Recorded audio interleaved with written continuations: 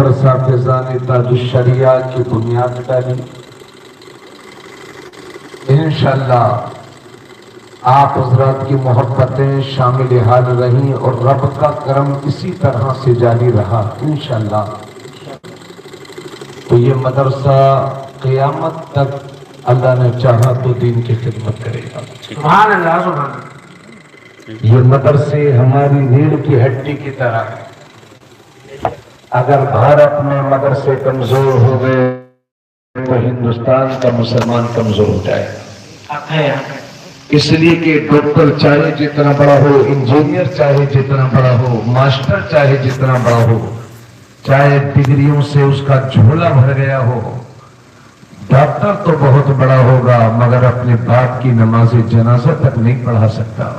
کیا بات ہے۔ یہ مدرسے آپ کی روحانی تربیت کے لیے قائم کیے گئے ہیں، اور بھارت میں آپ جو کچھ اسلام دیکھ رہے ہیں الحمدللہ اللہ کا کرم تو ہے ہی، لیکن ان مدارس نے دین اسلام کی بہت عظیم خدمت انجام دی ہے۔ ماشاءاللہ ماشاءاللہ۔ اللہ تعالیٰ اس مدرسے پر اپنا خاص فضل و کرم فرمائے۔ آمین آمین اللہ۔ یہ مدرسہ اپنی قبر میں لے کے نہیں جائیں گے، یہ قبرستان جائیں گے، ہم سب قبرستان جائیں گے، لیکن یہ مدرسہ یہیں رہے گا، اسی محلے کے بچے پڑھیں گے، دور و دراز کے بچے حافظ بنیں گے انشاءاللہ۔ اللہ تعالیٰ انہیں سلامت رکھے۔ آمین۔ ہمارے نہایت عزیز حضرت مولانا الحاج عبدالسلام صاحب نے بہت اچھی گفتگو کی، اللہ تعالیٰ قبول فرمائے۔ ہمارے عزیز دوست اور ہمارے چھوٹے بھائی حضرت قاری محمد طارق رضا سلمہ بہت اچھی نظامت کرتے ہیں، اللہ رب العزت ان کے حصے کو بھی قبول فرمائے۔ معزز سامعین، آپ تمامی حضرات ہم سب مل کر کے بابا سے بلند درود شریف پڑھیں۔ صلی اللہ علیہ نبی امین علیہ صلی اللہ علیہ وسلم، صلاۃ و سلام علیک یا رسول اللہ صلی اللہ علیہ وسلم۔ اللہ پاک ارشاد فرماتا ہے، یا ایھا الذین آمنوا ادخلوا فی السلم کافہ، اے ایمان والو اسلام میں مکمل طور پر داخل ہو جاؤ۔ سبحان اللہ۔ وَلَا تَتَّبِعُوا خُطُوَاتِ الشَّيْطَانِ، اور شیطان کی پیروی نہ کرو، اس کے نقش قدم پر نہ چلو۔ اِنَّهُ لَكُمْ عَدُوٌّ مُبِينٌ، کیونکہ شیطان تمہارا کھلا ہوا دشمن ہے۔ آیت کریمہ میں اللہ پہلے فرما رہا ہے اے ایمان والو، اور اس کے بعد خود فرما رہا ہے اسلام میں مکمل طور پر داخل ہو جاؤ۔ ارے بھائی، جب کلمہ پڑھ لیا تو اسلام میں داخل تو ہو گئے، لیکن اللہ فرما رہا ہے کہ داخل تو ہو گئے ہو لیکن مکمل طور سے داخل ہو جاؤ۔ اس کو آپ اس طرح سے سمجھیں کہ ایک گلاس آپ لے لیجئے، اس میں تھوڑا سا پانی ڈالیے اور پانی میں 1 روپیہ ڈال دیجئے، تو روپیہ پانی میں داخل تو ہو گیا، مگر یہ دخول، یہ داخل ہونا اتنا کمزور ہے کہ آپ جب چاہیں ہاتھ ڈالیں روپیے کو باہر نکال لیں۔ جی جی ہے نا؟ اب ایک کام کریے، اسی گلاس میں آپ تھوڑا سا رنگ ڈال دیجئے، کیا بات ہے۔ اب اس رنگ کو پانی سے جدا کرنے کی کوشش کریے۔ کیا بات ہے۔ لائیے گلاس آ گیا ہے، حضرت 1 روپیہ دیجئے تو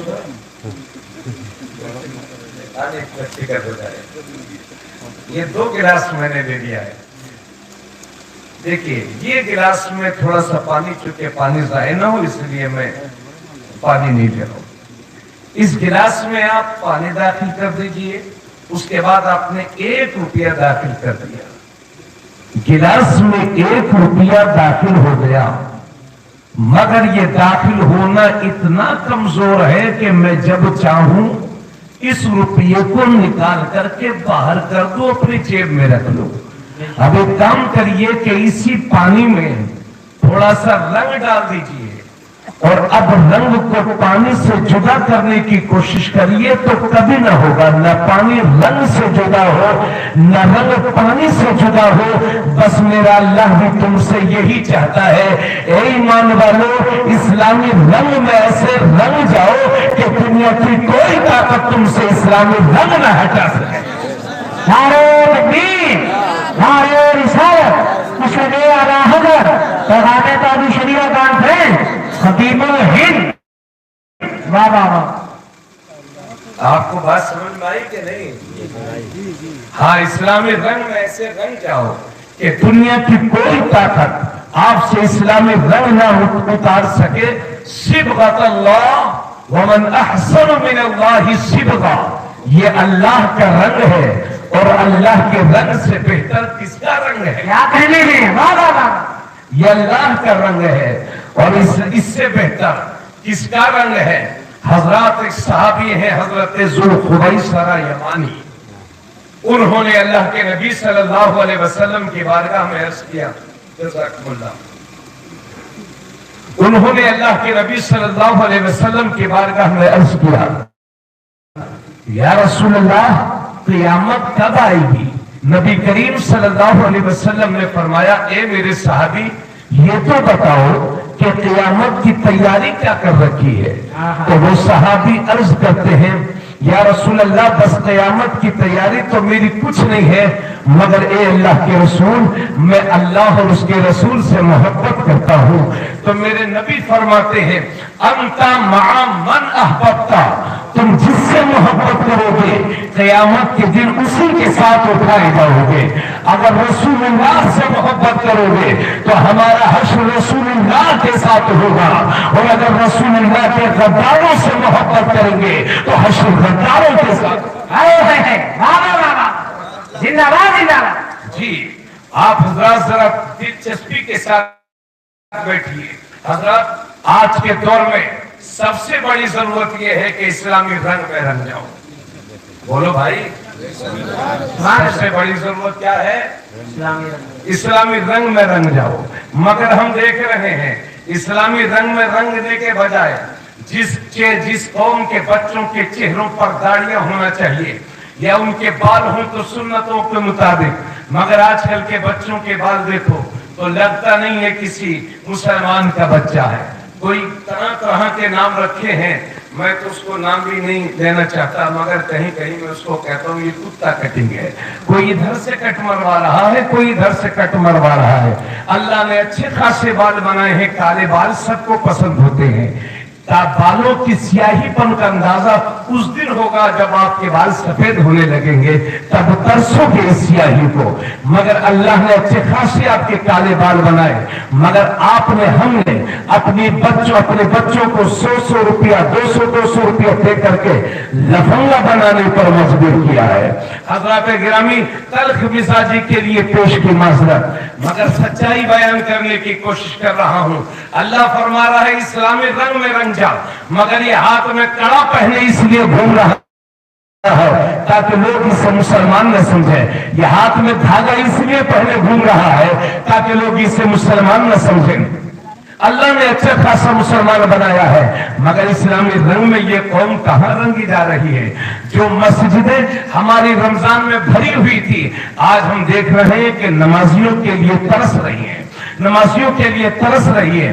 اور ایمانی کمزوری کا عالم یہ ہے کہ 2 4 5 بوند گر گئی اور بھاگ چھوڑ کر کے میدان سے چلے گئے. کہیں ایسا نہ ہو, بس بہانا چاہیے.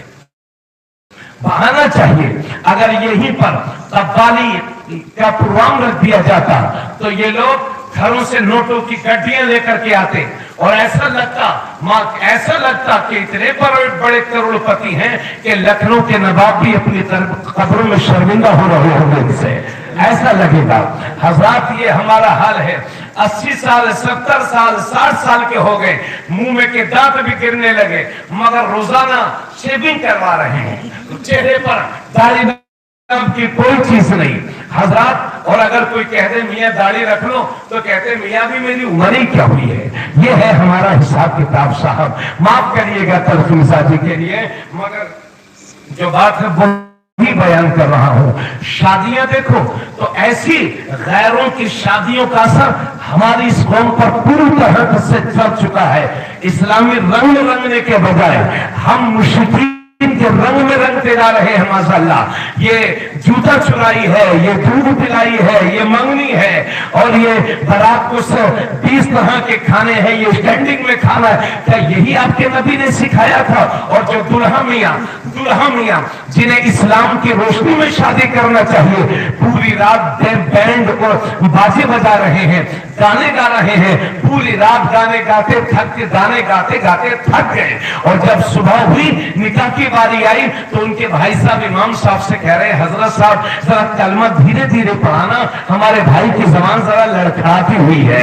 ये है यानी शर्म का आलम यह है कि 3 कलमे सुनाने की हिम्मत नहीं है और मारा फटा जा रहा है। और इन बूढ़ों को देखो, उनसे कहो कि आपके यहाँ घर बैंड बाजा बज रहा है, तो कहते हैं हजरत माना तो बहुत किया था मगर लड़के मानते नहीं है। अमा मियाँ ये कहो कि आप खुद नहीं मानते हो, आप खुद अपनी जवानी के गुनहगार दिनों को याद करके खुद मजा लेना चाहते हो, वरना घर का बुजुर्ग डांटे तो लड़कों की क्या हिम्मत होगी। मगर आपने अपनी बहू अपने घर में ऐसे बना ली है कि आप अपने बच्चों के सामने बोल नहीं सकते। माफ कीजिए तल्ख मिजाजी के लिए, मगर नाम तो मुसलमान रह गए हैं। वसा में तुम हो नसारा तो तमक्कुन में हुनूर, ये मुसलमान है जिन्हें देख के शर्माए हो। बेदार हो जाओ, जिस कौम के बच्चों के हाथों में कलम और किताबें होनी चाहिए, उस कौम के बच्चे 1-1 लाख रुपए का मोबाइल लेकर के अपना दिन भी बर्बाद कर रहे हैं, अपनी रात भी बर्बाद कर रहे हैं। जिस कौम के बच्चों को तालीम के मामले में दूसरी कौम की इमामत करनी चाहिए, आज उसी कौम के बच्चे तालीम का कटोरा लेकर के भीख मांग रहे हैं जरा सी तालीम की। हालांकि हम उस नबी के मानने वाले हैं कि जब मेरे नबी पर पहली वही नाज़िल हुई तो अल्लाह ने फरमाया, इक़रा बिस्मि रब्बिकल लज़ी खलक़, खलक़ल इंसान मिन अलक़, इक़रा व रब्बुकल अकरम अल्लज़ी अल्लम बिल कलम। नबी पर जो पहली 5 आयतें नाज़िल हुई हैं उसमें कलम का जिक्र है और पढ़ने का जिक्र है। हजरत अल्लाह के नबी सल्लल्लाहु अलैहि वसल्लम ने जब मक्का शरीफ में ऐलान नबूवत किया तो सिर्फ 17 लोगों को लिखना आता था, और वही मेरा पैगंबर 23 साल तबलीग करके जब ज़ाहिरी दुनिया से रुखसत होता है तो 7 लाख सहाबाए किराम के हाथ कलम से सजे हुए थे, जिन्हें लिखना भी आता था, जिन्हें पढ़ना भी आता था। अल्लाह के नबी सल्लल्लाहु अलैहि वसल्लम के जमाने की बात है, जंग बदर में बहुत सारे मुशरिकीन कत्ल कर दिए गए और बहुत सारे मुशरिकीन गिरफ्तार कर दिए गए। जो मुशरिकीन गिरफ्तार हुए थे, नबी ने हजरत उमर से फरमाया कि उमर इनकी सजा क्या होनी चाहिए? तो हजरत उमर अर्ज करते हैं, या रसूल अल्लाह, इस कौम ने आप पर बहुत जुल्म किया है, या रसूल अल्लाह इनके सरों को कलम कर देना चाहिए। तब मेरे नबी ने हजरत अबू बकर सिद्दीक से फरमाया, अबू बकर तुम बताओ इनकी सजा क्या होनी चाहिए? तो हजरत अबू बकर अर्ज करते हैं, गौर से सुनिएगा, हजरत अबू बकर अर्ज करते हैं, या रसूल अल्लाह ये ले दे करके अपने ही घराने के लोग हैं, अपने ही खानदान के लोग हैं, या रसूल अल्लाह हो सकता है आज इन्हें माफ कर दिया जाए तो कल इन्हीं की नस्लें कलमा पढ़े, आज नहीं तो कल अल्लाह इन्हें हिदायत नसीब करेगा। ये राय हजरत अबू बकर सिद्दीक की थी, मेरे नबी को पसंद आई और मेरे नबी ने फिदिया जुर्माना लेकर के, टैक्स लेकर के उन लोगों को माफ कर दिया, और जो फिदिया देने के लायक नहीं थे उनमें जो पढ़े लिखे थे, अल्लाह के नबी ने उनकी ड्यूटी ये लगाई कि जो मुशरिक पढ़ा लिखा है और गिरफ्तार है और वो रिहाई चाहता है और उसके पास जुर्माना भरने के लिए रकम नहीं है, तो उसकी जिम्मेदारी ये है कि एक मुशरिक मुसलमानों के 10 बच्चों को पढ़ा लिखा दे और रिहाई का परवाना हासिल कर ले। ये आपके पैगंबर है जो अपनी उम्मत की तालीम के लिए इतनी फिक्र कर रहे हैं। सच्चर कमेटी की रिपोर्ट ये बताती है कि 3 से 4% पढ़े लिखे हैं मुसलमानों में। जिस कौम में 3 से 4% लोग पढ़े लिखे हों और 96% लोग बेपढ़े लिखे हों, उस कौम का ये हश्र नहीं होगा तो क्या होगा? आज जहालत तक गर्दन तक जहालत में डूबे हुए हैं हम, हालांकि हम उस नबी के मानने वाले हैं कि दुनिया में सबसे ज्यादा अगर किसी हस्ती ने तालीम पर जोर दिया है तो उस हस्ती का नाम है पैगंबर इस्लाम। अल्लाह के नबी फरमाते हैं या किसी सहाबी का कौल है, इल्म हासिल करो, अगर तुम्हें चाइना का सफर करना पड़े तो क्या चीन में बहुत बहुत बड़ी यूनिवर्सिटीज थी, वहां स्कूल थे, वहां कॉलेजेस थे। कहने का मतलब ये था कि चाहे जितनी भी परेशानियां बर्दाश्त कर लो मगर अपने बच्चों को जाहिल मत रहने देना। हज़रात अब हम देख रहे हैं कि मुसलमानों में दो तबके हैं, एक अमीरों का तबका है, एक गरीबों का तबका है। अमीर लोग अपने बच्चों को मदरसे में भेजते, यूनिवर्सिटीज में भेजते हैं, कॉलेजेस में भेजते हैं, स्कूल्स में भेजते हैं। उनसे कहो भाई आप अपने बच्चे को मदरसा भेजिए, तो वो कहते हैं हजरत अगर मैं अपने बच्चे को मदरसा भेज दूंगा तो मेरे रिश्तेदार मुझे ताना देंगे, अगर मैं अपने बच्चों को मदरसा भेज दूंगा तो घर वाले मुझे ताना देंगे कि कहां तुमने यतीमों में भेज दिया, कहां तुमने गरीबों में भेज दिया। मौलाना साहब अगर मैं अपने बच्चों को आलिम बना दूंगा तो मेरा आलिम बेटा अपने बच्चों को कैसे यूनिवर्सिटीज में पढ़ा सकता है, कैसे कॉलेजेस में पढ़ा सकता है। ये आज के अमीरों की सोच है। और ये हमारे स्कूल्स में पढ़ने वाले बच्चे, ये स्टूडेंट्स ये भी ये समझते हैं कि ये उलमा इंग्लिश की मुखालफत करते हैं, ये उलमा हिंदी की मुखालफत करते हैं, ये उलमा जदीद टेक्नोलॉजी की मुखालफत करते हैं।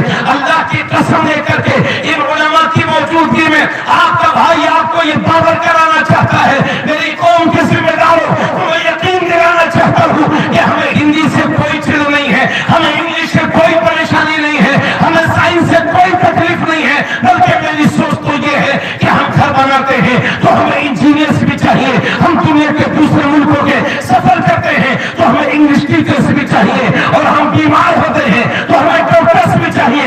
मगर हाँ मैं ये चाहता हूँ कि मेरा इंजीनियर हो तो ऐसा हो कि दुनिया की इंजीनियर बाद में हो, रसूलुल्लाह का सच्चा गुलाम पहले हो। मैं ये चाहता हूँ कि मेरा डॉक्टर हो तो ऐसा हो कि तबीब जिस्मानी बाद में हो, तबीब रूहानी पहले हो। मैं ये चाहता हूँ कि मेरा मास्टर हो तो ऐसा हो कि दुनिया की किताब बाद में पढ़े, अल्लाह की किताब पहले पढ़े।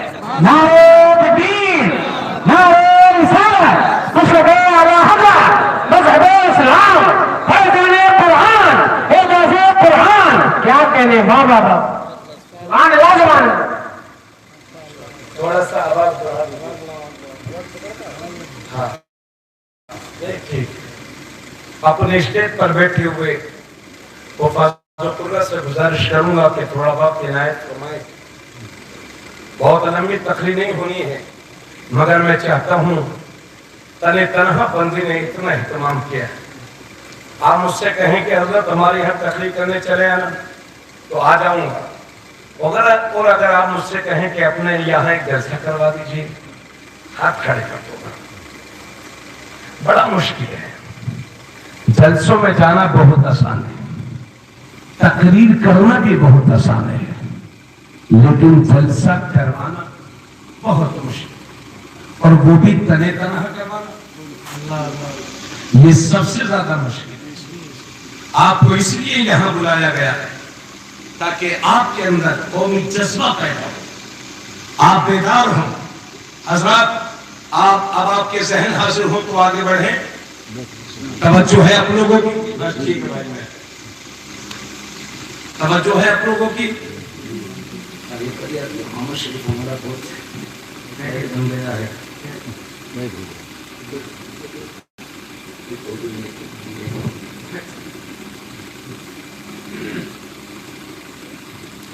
आप तशरीफ रखें, अल्लाह ताला आपको अजर अज़ीम अता फरमाए। आमीन। आइए बुखारी शरीफ की एक हदीस पढ़ता हूं। नबी करीम सल्लल्लाहु अलैहि वसल्लम फरमाते हैं बुनियल इस्लाम अला खम्स, शहादत अल्ला इलाहा इल्लल्लाह व अन्ना मुहम्मदुर रसूलुल्लाह व इकामिस सलाह व ईताइज ज़कात व हज्जिल बैत व सौमी रमज़ान।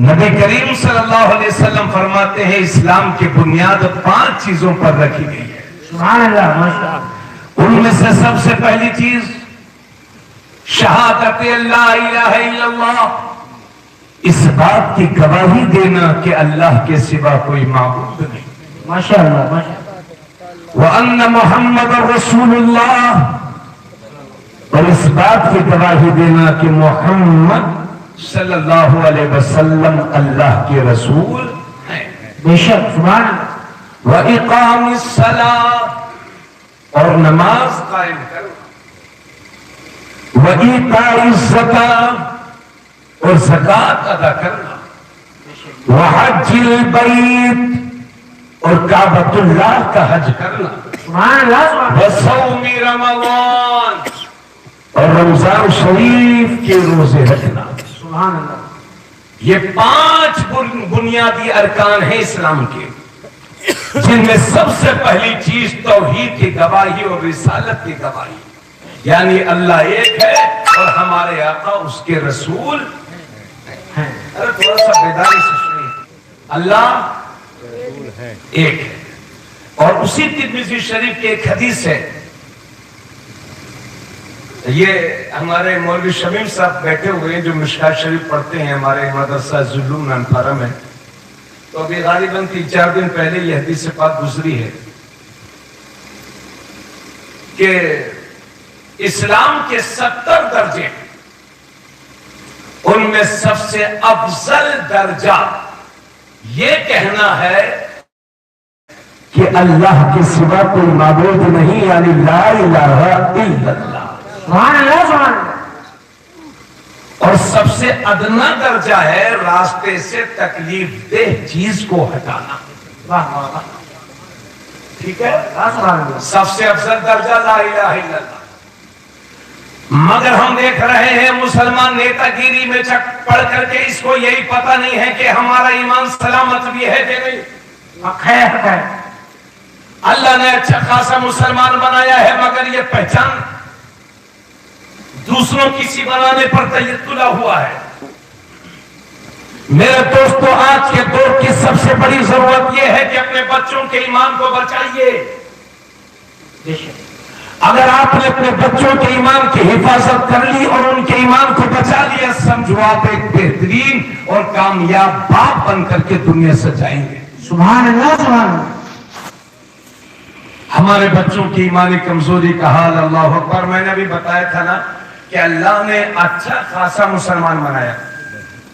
بولو بھائی، توجہ کرو، اب یہ ہمارے بچے ہاتھ میں لال دھاگا پہنے گھومتے ہیں، سب کو معلوم ہے بھائی لال دھاگا، بھارت کا سمویدھان یہ کہتا ہے کہ ہر مذہب والوں کو اپنے مذہب کی روشنی میں اپنی زندگی گزارنے کا حق ہے۔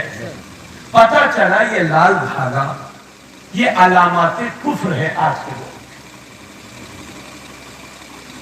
تو آپ کیا چاہتے ہیں؟ آپ یہ چاہتے ہیں کہ دنیا آپ کو دیکھ کر کے مسلمان سمجھے یا بے ایمان سمجھے؟ مسلمان، اگر آپ یہ چاہتے ہیں کہ دنیا آپ کو دیکھ کے مسلمان سمجھے تو پھر مسلمانوں والا انداز بھی اپناؤ۔ کیا بات ہے، کہیں ایسا نہ ہو کہ چین پہنے ہو اور کڑا بھی پہنے ہو اور لال دھاگا بھی باندھے ہو، اللہ نہ کرے کہیں ایکسیڈنٹ ہو گیا، ادھر ادھر انتقال کر گئے، اٹھا کر دنیا ہی میں آگ کے حوالے کر دیے جاؤ گے میاں۔ اس لیے ایمان کی حفاظت کرو۔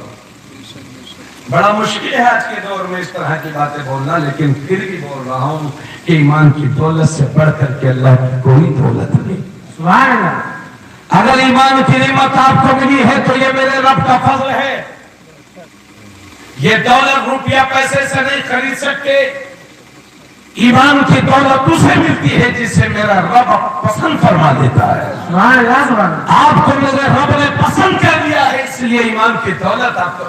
سبحان اللہ، تو اس دولت پر قائم رہو، لا الہ الا اللہ پڑھتے رہو۔ ابھی ہم دیکھ رہے ہیں ایمانی کمزوری کا عالم یہ ہے۔ نام ہے عبد الرحمان، پوچھو بھائی صاحب آپ کا نام کیا ہے تو جواب دیں گے لوگ حضرت مجھے راجو کہتے ہیں۔ نام ہے محمد، ان سے پوچھو آپ کا نام کیا ہے، لوگ کہتے ہیں حضرت لوگ مجھے بھڈو کہتے ہیں۔ نام ہے زبیر، پوچھو آپ کا نام کیا ہے، حضرت لوگ مجھے پیار سے شانو کہتے ہیں۔ شانو، گڈو، پپو اور راجو میں آج کا مسلمان جھگڑا ہوا ہے، نام ہے محمد، لیکن کسی کو بتانے کے لیے تیار نہیں ہے، جبکہ میرے نبی فرماتے ہیں جس کے 3 بیٹے ہوں اور اپنے 3 بیٹوں میں سے کسی کا نام محمد نہ رکھے تو سمجھو وہ گویا کہ دین سے بخیل ہے، دین سے جاہل ہے۔ حضرات غور فرمائے، ادھر میری طرف دیکھیے گا، بارش برستی رہے گی، آپ کی سماعتیں حاصل رہے تو انشاءاللہ کم وقت میں بھی بہت اچھا کام دین کا ہو سکتا ہے۔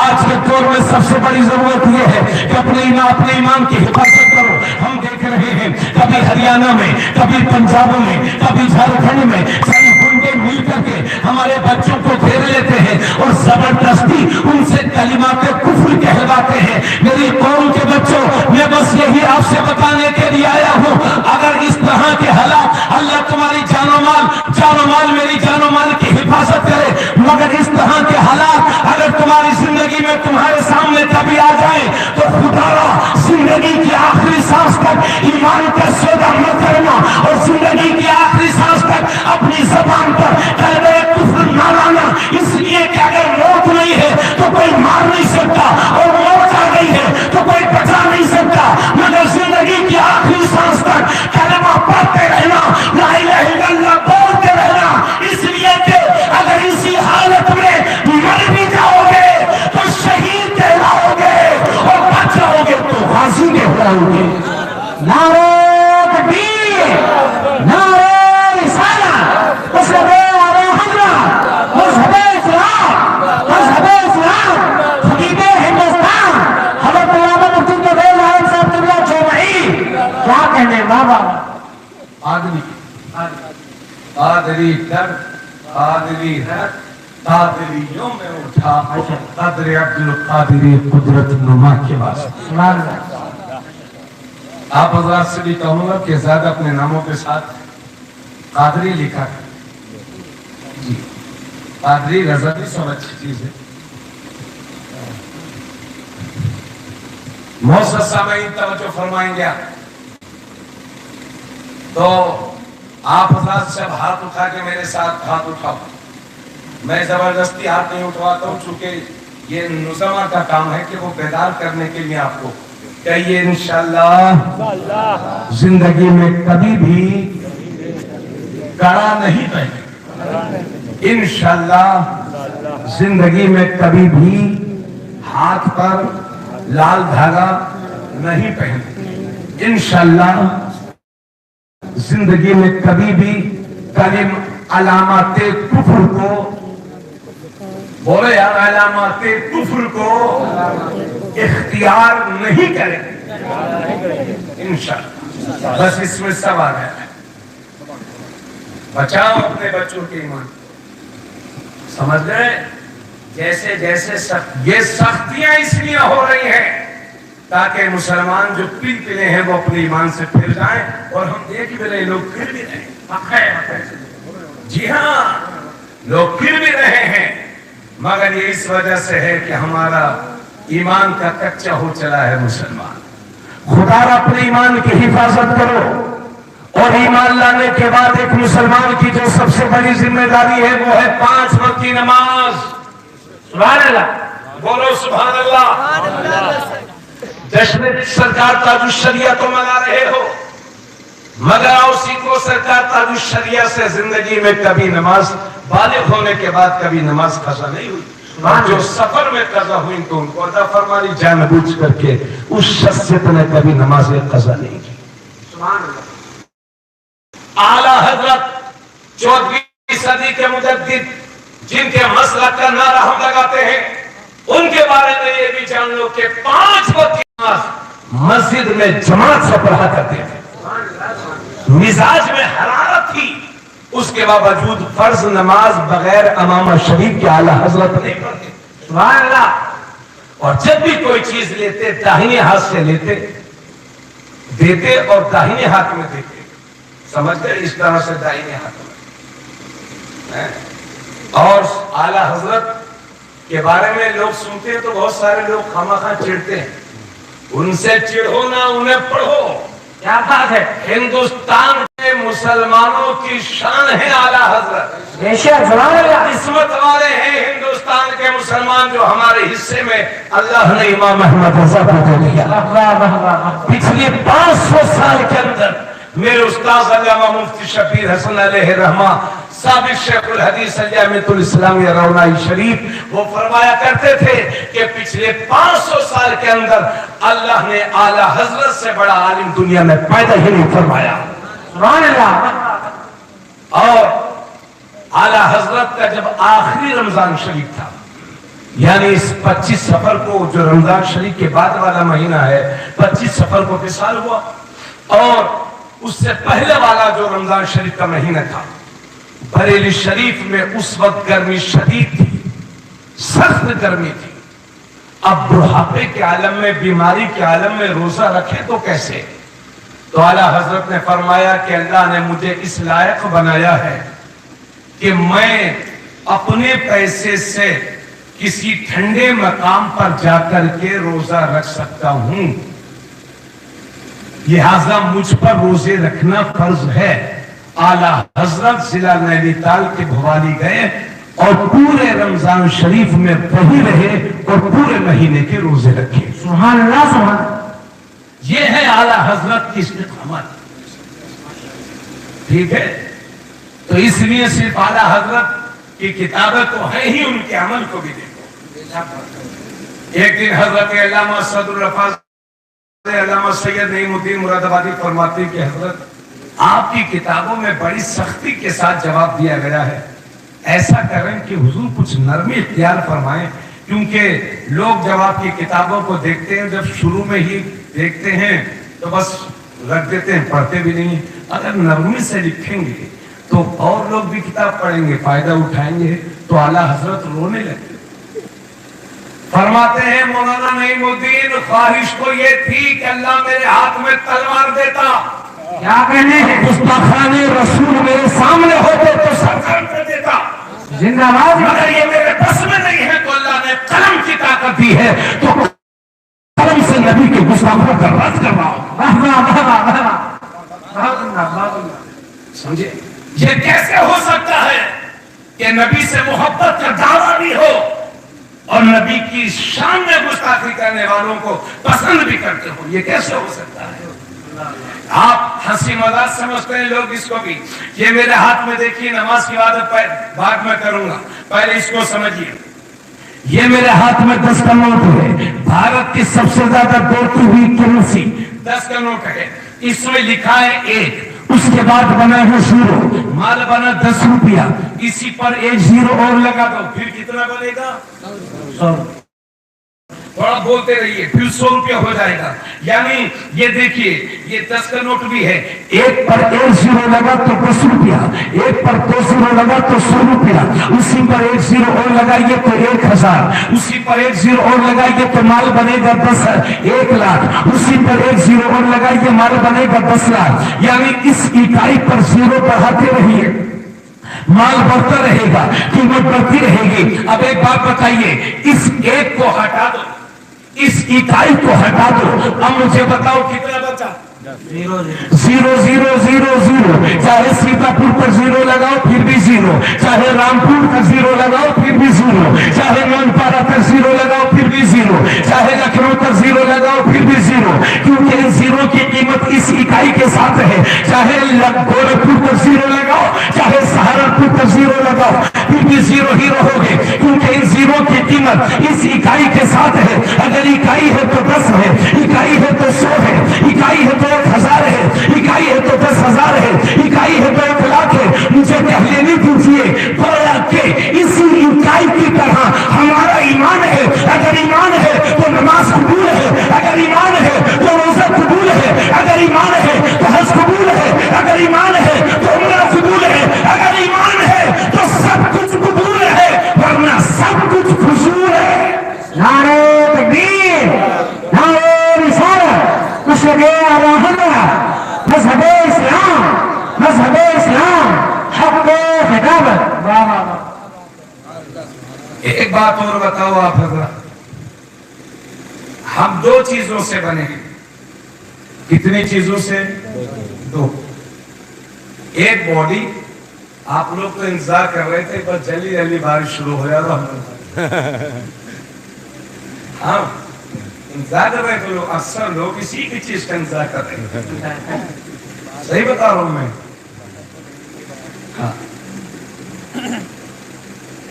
हजरत, हम लोग दो चीजों से बने हैं, एक को जिस्म कहते हैं, एक को रूह कहते हैं, ठीक है ना। ये जिस्म है और इस जिस्म के अंदर जो मैं बोल रहा हूं ये रूह का कमाल है। अगर बॉडी से रूह निकल जाए तो चाहे जिस्म जितना भी प्यारा हो उसको उठाकर कब्रिस्तान में दफन कर दिया जाता है। जी जी बेशक, है ना। ये बहुत, अब मैं तकरीर कर रहा हूं तो मेरी अंदर रूह है इसलिए बोल रहा हूं। अगर रूह निकल जाएगी तो मैं यहां नहीं बैठा रहूंगा, उठा करके कब्रिस्तान में दफन कर दिए जाऊंगा। आप भी बैठे हुए हैं, अगर रूह है तो बैठे हुए हैं, रूह निकल जाएगी तो कब्रिस्तान में उठाकर दफन कर दिए जाएंगे। सच्ची बात है ना। तो पता चला कि ये जिस्म असल नहीं है, असल है रूह, उसे आत्मा कहते हैं, वही तो असल है ना। अरे थोड़ा बोलो भाई, रूह ही असल है ना, और जिस्म उसकी फरा है। और मजे की बात यह है कि जो कुछ भी नहीं है वो दिखाई देता है, और जो सब कुछ है वो दिखाई नहीं देता। इसी तरह से अल्लाह ने हमें जो ईमान दिया है वो भी दो चीजों का मजमुआ है। क्या बात है। एक को अमल कहते हैं, एक को अकीदा कहते हैं। सुभान अल्लाह, सुभान अल्लाह। ये बंदा नमाज पढ़ रहा है दिखाई देता है ना, और ये बंदा ज़कात दे रहा है दिखाई देता है, हज करने जा रहा है दिखाई देता है। ये सब अमाल है, तो अमाल दिखाई देते हैं, मगर दिल के अंदर अकीदा कैसा है ये दिखाई नहीं देता। हालांकि सब कुछ वही है। क्या बात है। अगर अकीदा दुरुस्त है तो अमाल कबूल है, बेशक बेशक। और अगर अकीदा खराब है तो अमाल नाकाबिल कबूल है। इसलिए सुन्नी सिर्फ दिखावे वाले अमल पर तवज्जो बाद में देते हैं, अकीदा असल है। सुन्नी उलमा अकीदे पर जोर पहले देते हैं। वाह वाह वाह वाह, बहुत उम्दा। सुभान अल्लाह, सुभान अल्लाह। क्योंकि अकीदा दुरुस्त है तो सब कुछ दुरुस्त है। बेशक बेशक। इसलिए अगर हुजूर के ताल्लुक से दिल बागी हो गया हो तो हमारा इस दिल को पाक और साफ करो, और हुजूर की जात में ऐब निकालने के बजाय उनके कमालात पर गौर करो, और वही बोलो जो इमाम अहमद रजा बोल गए। बोल तो बहुत कुछ गए, मगर वही सुन लो जो मशहूर है। सबसे आला बाउला हमारा नबी, सबसे वाला बवाला हमारा नबी, अपने मौला का प्यारा हमारा नबी, सारे आलम का दुल्हा हमारा नबी, सब चमक वाले उजलों में चमका किए अंधे शीशों में चमका हमारा नबी। कौन देता है देने को मुंह चाहिए, देने वाला है सच्चा हमारा नबी। सुभान अल्लाह, माशाअल्लाह। जरा सब मिलके बोले सुभान अल्लाह। जब ईमान आपका मजबूत हो गया, उसके बाद मेरे नबी फरमाते हैं ईमान की मजबूती के बाद एक मुसलमान के लिए जो सबसे ज्यादा जरूरी है वो है 5 वक्त की नमाज। बोलो सुभान अल्लाह। हाँ, मुसलमान नमाज पढ़ने में बहुत कमजोर है। सारे काम करवा लो, फातिहा न्यास करवा लो, चादर चढ़वा लो, बारातें करवा लो, शादियां करवा लो, बस नमाज का वक्त जैसे ही आया तो बड़ी भारी लगने लगती है। लोग कहते हैं जलसों में नमाज की बात नहीं होती, तो मैंने फिर बताया नमाज की बात होगी, लेकिन पहले मैंने अकीदे की बात की, क्योंकि अकीदा असल है, नमाज है ना अमल में से है। अकीदा अच्छा है तब नमाज कबूल होगी, वरना जो लोग, अगर कोई आदमी ईमान वाला नहीं है तो वो हज करने जाए तो हज कबूल होगा, नमाज पढ़ेगा तो कबूल होगी, रोजा रखेगा तो कबूल होगी। ईमान वालों का सब कुछ कबूल होगा ना। हजरत ये मौलाना अब्दुल सलाम साहब हमारे करीब में बैठे हुए हैं। اگر یہ مجھ سے کہنے لگے کہ مولانا صاحب 5 منٹ اس بات کو بھی رکھ دیجئے اور میں ان کی بات کو نظر انداز کر دوں، تو پھر یہ مجھ سے ذرا تیز لہجے میں کہیں گے مولانا 5 منٹ یہ بھی بول دیجئے، لیکن پھر بھی میں انسنا کر دوں تو مجھ سے یہ تیسری بار کہیں گے، سوچیں گے شاید 2 بار مولانا نے سنا نہیں، تو تیسری بار کہیں گے ذرا مولانا صاحب 5 منٹ اس پر بھی بول دیجئے۔ میں پھر بھی نہ مانوں تو یہ ایسے ناراض ہو جائیں گے، ایسے ناراض ہو جائیں گے کہ معلوم نہیں زندگی میں پھر کبھی بولیں گے کہ نہیں۔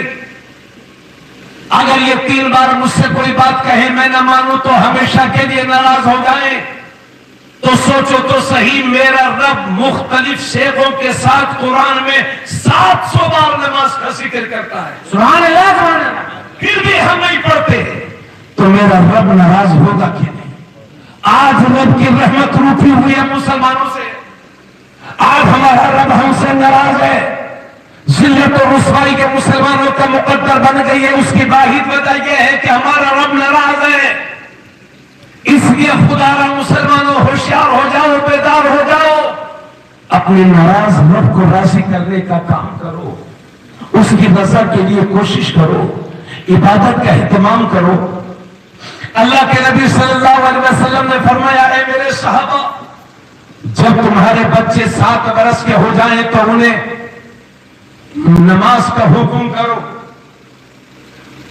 مسجد لے کے جاؤ، اور جب تمہارے بچے 10 برس کے ہو جائیں تو مار مار کر کے نماز پڑھاؤ، اور جب تمہارے بچے 10 سال کے ہو جائیں تو ان کے سونے کے بستر الگ کر دو، یعنی 10 سال عمر ہونے کے بعد کوئی بھی بہن اپنے بھائی کے ساتھ نہ سوئے اور کوئی بھی بھائی اپنی بہن کے ساتھ نہ سوئے، یا بھائی ایک دوسرے کے ساتھ نہ سوئیں۔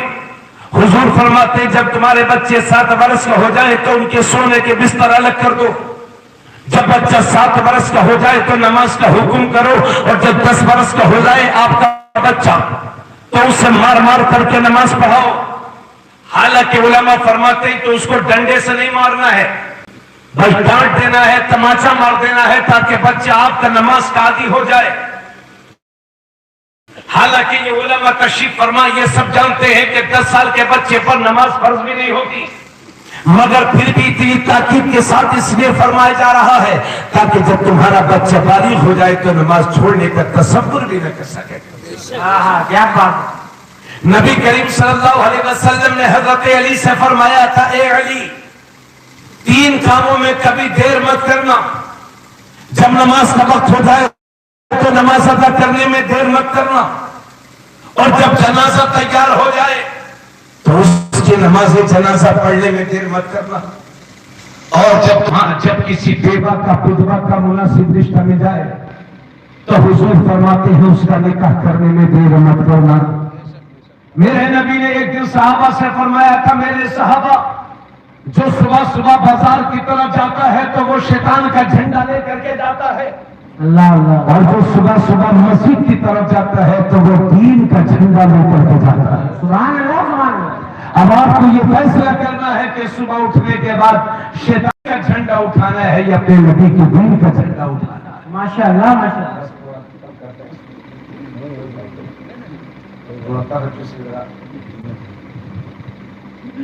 ایک دن بخاری شریف کی حدیث ہے، ایک بار میرے نبی نے فرمایا کہ میرا یہ دل کرتا ہے کہ کسی آدمی سے کہوں کہ لکڑیوں کو اکٹھا کر لے، اور جب لکڑیاں اکٹھا ہو جائیں تو آقا فرماتے ہیں تب میرا یہ دل کرتا ہے کہ کسی آدمی سے کہوں کہ ان لکڑیوں میں آگ لگا دے، اور جب آگ لگ جائے تو آقا فرماتے ہیں تب میرا یہ دل کرتا ہے کہ کسی آدمی سے کہوں کہ اذان پڑھ دے، اور جب اذان ہو جائے تو حضور فرماتے ہیں تب میرا یہ دل کرتا ہے کہ کسی آدمی سے کہوں کہ مسجد میں امامت کرے، لوگوں کو نماز پڑھائے، اور جب سب لوگ نماز پڑھنے لگے، امام نماز پڑھانے لگے، تو حضور فرماتے ہیں تب میرا یہ دل کرتا ہے کہ ان لوگوں کے گھروں کو جاؤں، اس آگ کو اٹھاؤں اور ان لوگوں کے گھروں کو آگ لگا ڈالوں جو مسجد میں نماز پڑھنے کے لیے حاضر نہیں ہوئے۔ اللہ اللہ۔ جو میرے پیغمبر آپ کے گھر کو بسانے کے لیے، ہمارے گھروں کو بسانے کے لیے آئے تھے، وہ نبی فرماتے ہیں کہ بے نمازیوں کے گھروں کو میں آگ لگانا چاہتا ہوں۔ اما بے نمازی چھوڑیے، وہ نماز تو پڑھتے تھے، جو جماعت سے نماز نہیں پڑھتے، حضور فرماتے میرا یہ دل کرتا ہے کہ ان کے گھروں کو آگ لگا ڈالیں۔ اللہ کے نبی فرماتے من ترک الصلاۃ متعمدا فقد کفر، جس نے جان بوجھ کر کے ایک وقت کی بھی نماز چھوڑی وہ کفر کی سیما پر پہنچ گیا۔ اب مجھے بتائیے کہ کفر کی سیما پر جب پہنچ گئے تو پلٹی کھانے میں کتنی دیر لگے گی؟ اللہ کے نبی صلی اللہ علیہ وسلم خود جنتی، ہمیں جس کے صدقے میں جنت بنی ہو تو کیا وہ جنت کے لیے عبادت کرے گا؟ مگر رات رات میرے نبی سجدوں میں سر رکھ کر کے رو رہے ہیں اور اپنی گنہگار امت کی بخشش کے لیے دعا کر رہے ہیں۔ طائف کے میدان میں میرے نبی تبلیغ کے لیے تشریف لے گئے، دشمنوں نے اتنی تکلیفیں دی کہ وہ نعلین کہ جو ہمارے سروں کا تاج ہے خون سے رنگین ہونے لگے۔ اور اللہ کے نبی جب تکلیفوں سے، اللہ کے نبی صلی اللہ علیہ وسلم جب زیادہ تکلیف محسوس فرماتے تو بیٹھ جاتے، پھر لفنگے آتے اور کانزی پکڑ کے حضور کو اٹھاتے، پھر چلاتے، پھر پیروں پر پتھر مارتے۔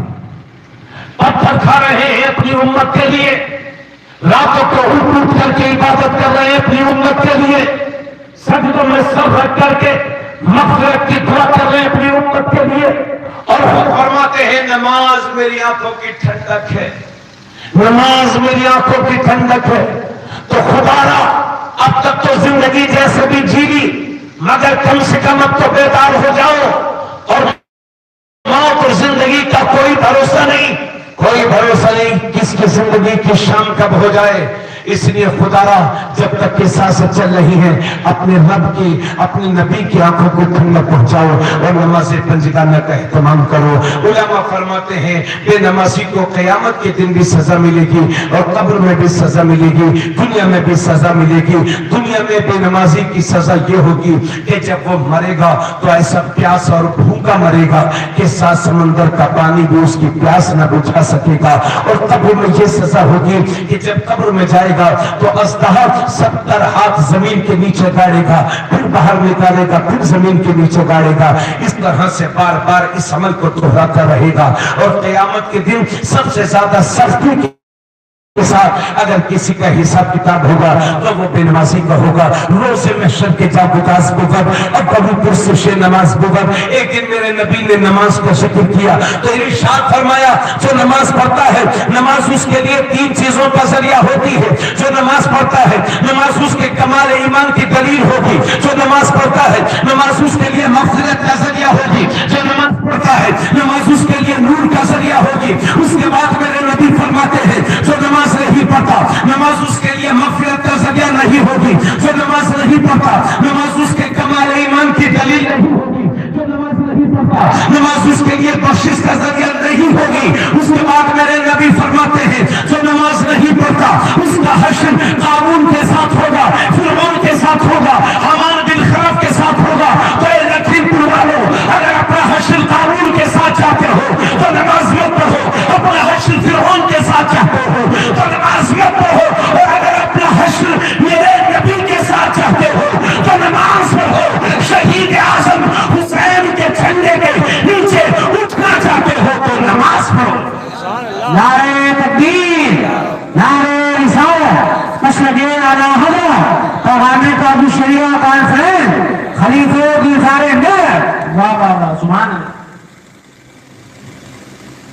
بس تھوڑی سی دیر اور انشاءاللہ میں پہلے 2 گھنٹے سے پہلے تقریر ختم نہیں کرتا تھا پوچھو، مگر اب آپ کی حالت کو دیکھتے ہوئے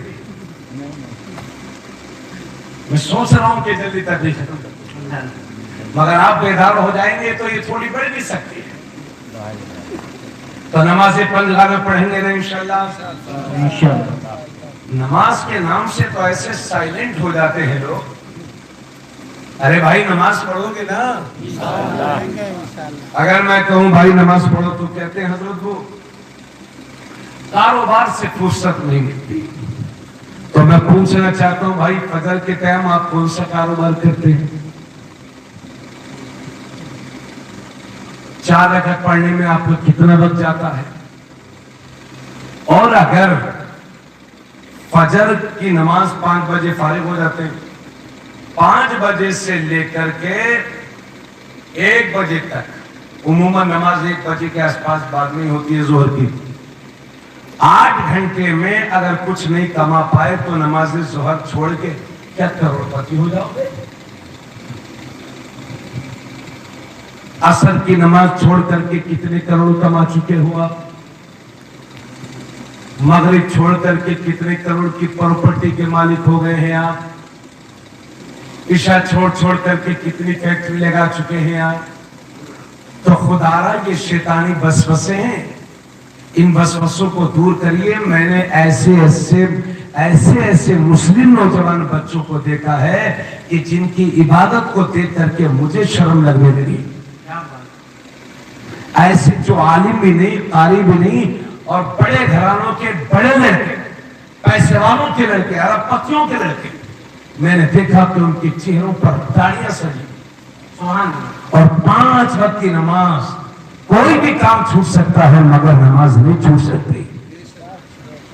مگر اس قوم کو ہماری کیا ہو گیا ہے، جمعے کے دن نماز پڑھنے جائیں گے اور اس میں بھی یہ دیکھیں گے کہ امام صاحب میں کبھی کیا کیا،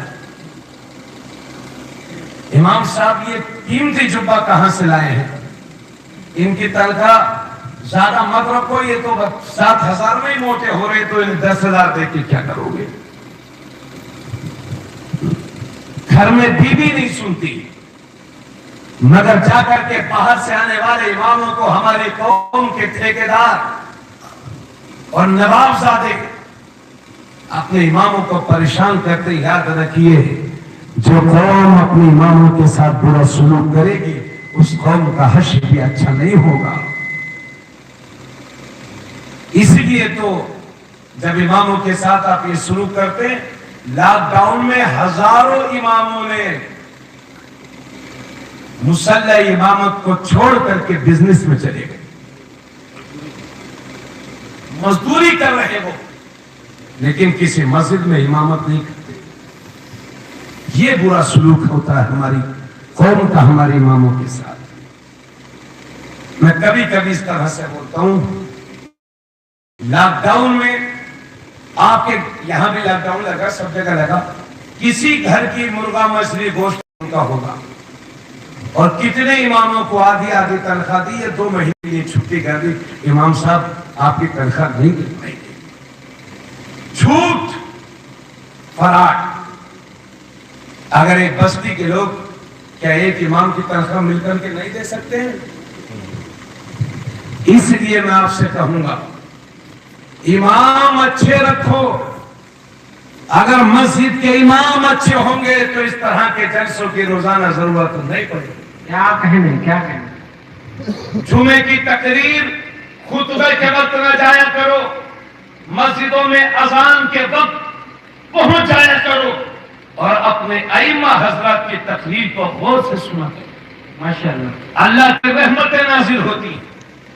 یہ مسجدیں دنیا میں جنت کا حصہ ہے، جو سکون مسجدوں میں بیٹھ کر کے ملتا ہے وہ اے سی روم میں بھی نہیں ملتا۔ اس لیے مسجدوں میں جاؤ، اپنے ائمہ حضرات کی تقریریں سنو، صلاۃ السلام پڑھو۔ ہاں، گھمنڈی مت بنو کہ ہم نبی کے لیے کھڑے نہیں ہوں گے۔